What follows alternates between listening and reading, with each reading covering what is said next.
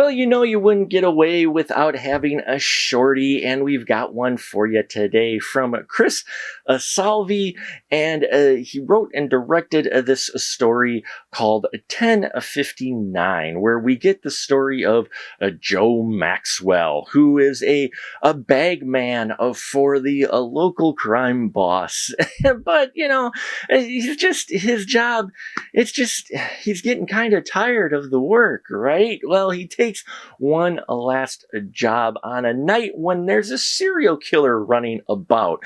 And Maxwell soon finds himself driving a Milo Collins to the other side of town to help with carrying out a delivery of a certain package. And as the night goes and plays out, it does not play out how Joe Maxwell intended his night to play out, and there are some twists and turns along the way.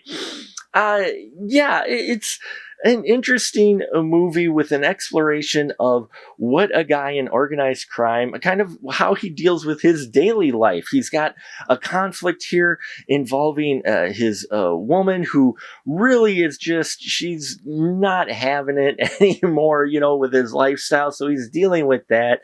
He's dealing with the fact that he's a bag man and he's just not quite happy with his job. And then you get this unusual guy in the form of Milo Collins. Now, Mark Powers plays Joe Maxwell, and I enjoyed his performance in here. You feel sympathetic for this guy who's just trying to, you know, make a buck and lives a life and have a bit of normalcy in his life, but it just doesn't work out for his lifestyle. Milo Collins is played by Michael Lepore, and oh man, this character did not see this character coming out in this film, and when he does appear, it goes to a whole different level. It really does. There's some great banter between these two characters, and Mark Powers and Michael Lepore play off each other well. It did kind of end the way I was hoping it would, so it was a little bit predictable in that aspect, but the journey there was fun. I like the high production value. The audio in here is solid as well, and it keeps you guessing at least for a little bit of how things are going to end for Joe Maxwell's night. So yeah, 1059, it's making the going to be making the festival circuits, I do believe. I'll put as much information as I can down below.